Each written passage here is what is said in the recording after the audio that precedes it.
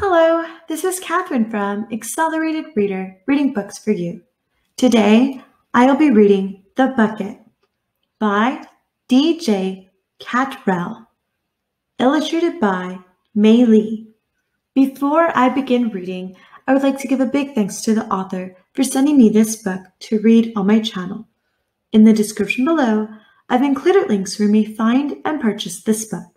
Don't forget to like and subscribe. About the author. D.J. Cattrell trained as a psychiatric nurse, then as a psychotherapist. He left that world to act as main carer for his terminally ill mother, then acquired a degree in performing arts. He helped create and run the New Route Theater Company, championing new writing and giving aspiring actors new works to try, and trained others in international negotiation skills. He has written plays in various genres, as well as articles on the world of biodiesel and the relevance of Shakespeare within modern-day management and business. He now devotes his time to writing for children, running a small business, looking after his aging horse, deaf cat, wife, and 2 children. The Bucket by D.J. Cattrell, illustrations by Mei Lee. This book is dedicated to my daughter, Rachel the Intrepid. Acknowledgements. I would like to thank the Colchester Chinese Community Society for their encouragement and support during the writing of the story. In particular, Simone Shui. I am grateful to Huang Yang for her work on translation. I would also like to thank my brother, James Cattrell, for his help and Barbara Jarnicka for her joyful support. Lastly, my wife, Debbie, and my daughter, Sarah, the adventurer, for their inspirations. Prologue. Rachel hated boys. There was no doubt in anybody's mind about this, and she made it absolutely clear that she wanted nothing to do with them. Show me a boy in my year, or even the year above me, that I can't beat in any subject or outrun or even outfight, and I'll show you a girl. Boys are stupid, clumsy, and irritating. Even the most stupid girl in my class is cleverer than any of the boys. Boys are utterly pointless. Then the silent boy with impossibly blue eyes arrived at her school, and everything turned really odd. Rachel loved her dad to bits, despite him being male, but even he was not as clever as she was when it came to playing labyrinth. Well, not now that she was nearly 10 anyway. The embers of the fire were spluttering out as Rachel put the last tile in place and moved her piece into its final square. She loved this game, labyrinth, and the way that each turn changed the landscape on the board entirely. 5 games to 0. Dad, are you letting me win? Her father looked at her quizzically. Should they have told her of what was to come? He had asked himself the question over and over again. The answer was always the same, no. Why do we play games, Rachel? He asked. We've done this one, Dad, to have fun and not just to win. Her father sat back in his chair. Why do young animals play? Rachel thought for a while. To learn survival skills, obviously, Dad, although how boys learn anything is a mystery. Her father smiled. It's late. Time for your bed, young lady. School tomorrow. Rachel yawned. I know. Try harder next time, Daddy. I need more of a challenge. Her father raised one eyebrow. Cheeky mare. Go on, skedaddle. Rachel headed out of the lounge. Night, Dad. She found her mother doing the family accounts in the kitchen. "Good night, Mom." Her mother looked up from the papers arranged in neat piles around the table. "Did you win again?" Rachel smiled. "Naturally. Good night." She headed upstairs as her father went into the kitchen. Rachel's mother looked up from the paperwork once more. "She won again?" Her father frowned. "Yes, and I was really trying hard that time."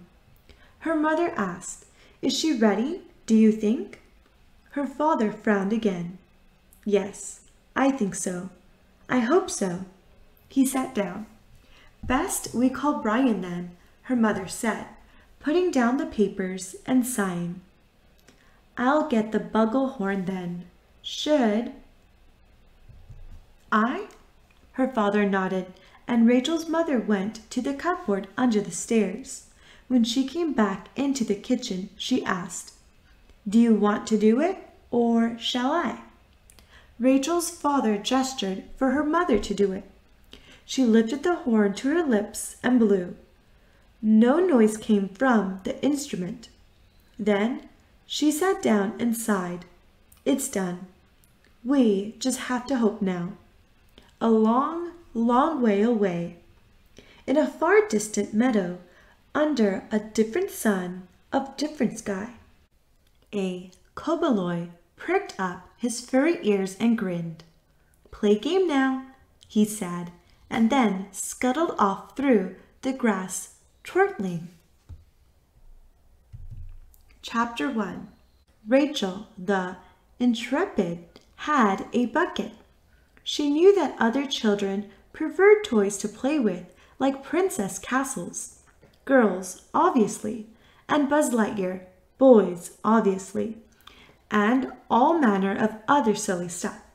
She knew one boy who had a snake, and another who had a whole collection of exotic snail's shells, a girl who had a real rocket set, and another who had an adventure castle that sang songs and had moving turrets, some who had iPads, and some who had very expensive electronic stuff.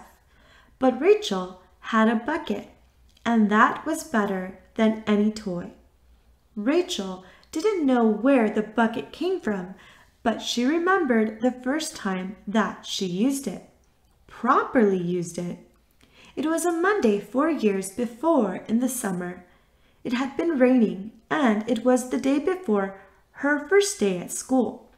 She should have started school on the Monday, but much to the joy of the parents, the school had begun term with a non-pupil day.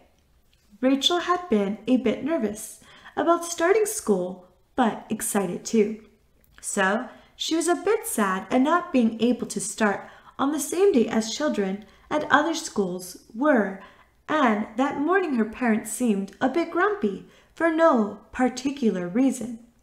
Her dad had been moaning about them having 6 weeks off already, whoever them were, and her mom was complaining about not being able to start her new job that day. Nobody seemed happy that day. It was a glum day. Rachel decided to explore the garden again. They had a small garden that had one big bush in the middle, 2 trees that never flowered, and a garden shed.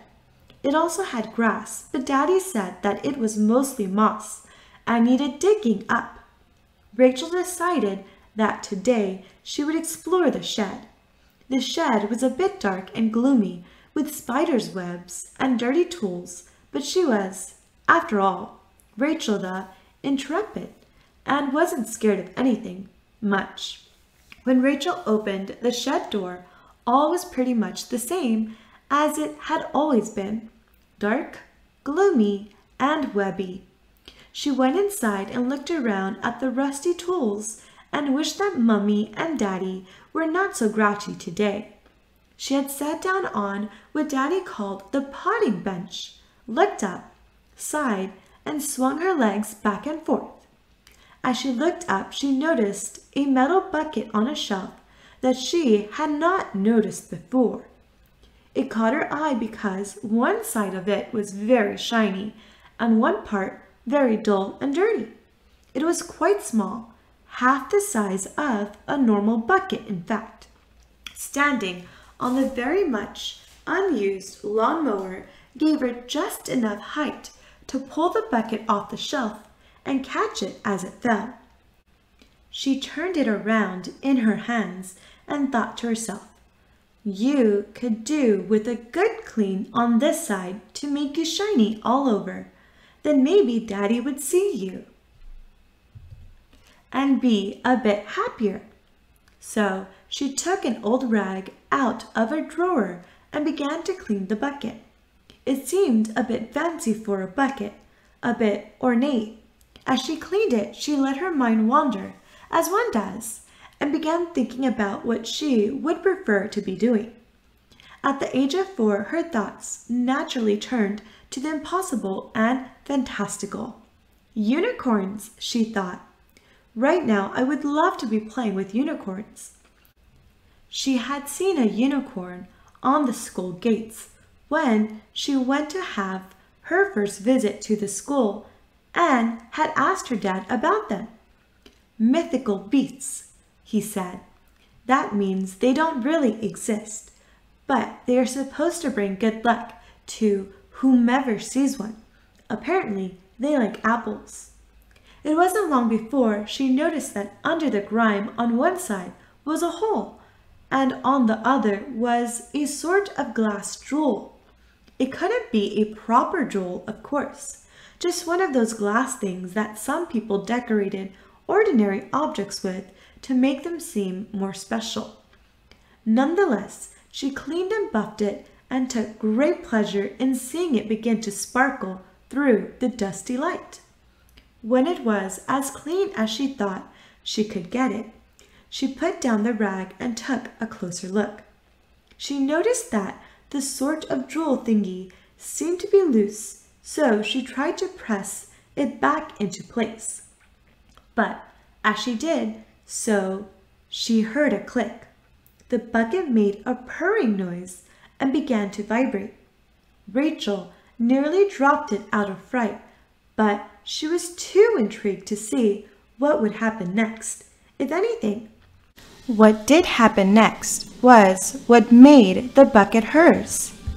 A sort of wispy smoke started coming out of the bottom of the bucket, swirled in a most unsmoke-like way, and wafted round in a circle on the top of the bucket. Rachel was fascinated. After laying it gently on the floor of the shed, it happened. In the smoke, there appeared to form 5 galloping unicorns. Within a few seconds, they all stopped galloping. They just stood in the smoke beside the bucket, looking at her. She put her hand into the smoke. One by one, the unicorns jumped onto and off of her hand. Each one whinnied as it pranced on her palm. Rachel's eyes were wide in amazement. Their hoofs felt like cool dancing raindrops in a summer rain. When the last unicorn left her hand, it joined the others and swirled into a line at the front of the bucket. All 5 unicorns reared up. When they came to the ground, one by one, put a foreleg out and bowed their heads. The smoke swirled again and seemed to get sucked back into the bucket. The jewel clicked out again. Rachel did something that she had never done before. She smiled and cried at the same time. When she realized this, she smiled and cried even more. It was wonderful. She just sat for a while, thinking about what had just happened. Was it real? "Lunchtime!" she heard her father call from the back door. She carefully put the bucket back, taking extra care to hide the jewel side of it, and then covered it in an old rag.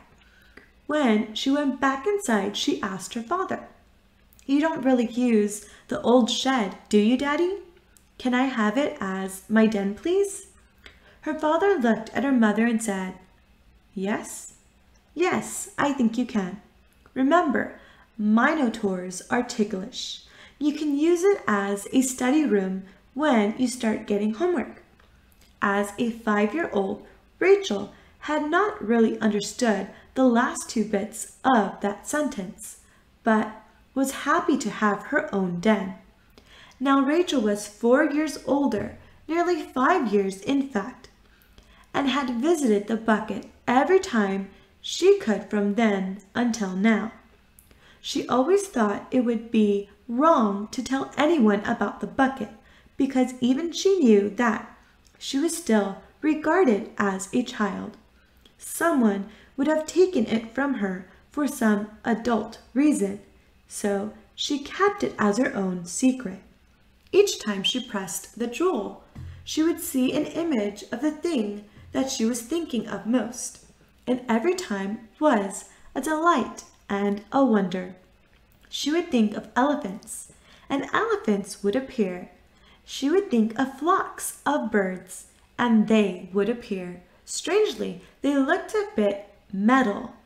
Once she tried to imagine what alien penguins would look like, just for fun, of course.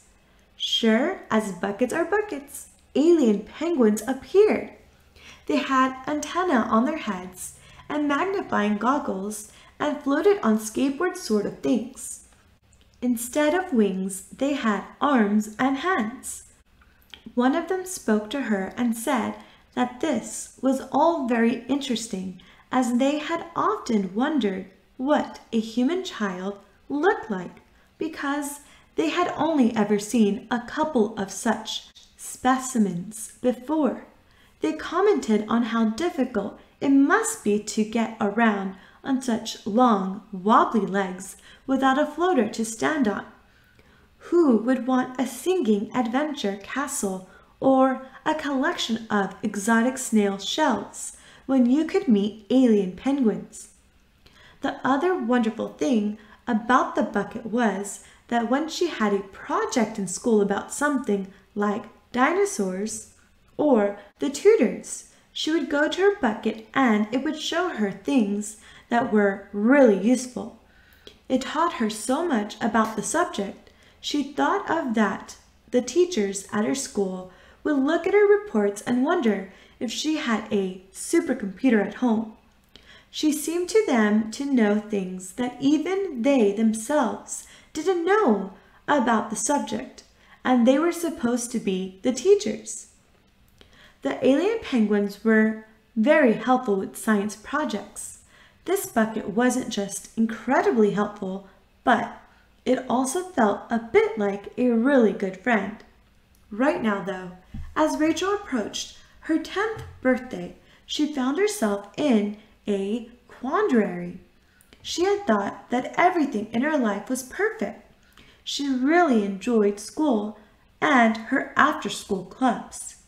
Mummy and Daddy were often tired and grumpy and seemed to be too busy working to play with her as often as she would like. She often found them just staring into space as if they were thinking of something or someone else. But she still felt much loved. She had lots of friends, even if some of them were a bit confusing, as other people often are, and most special of all, she had the secret bucket. But right now, things had changed. New people had moved into the house next door, and there was something odd about them. Something not right at all.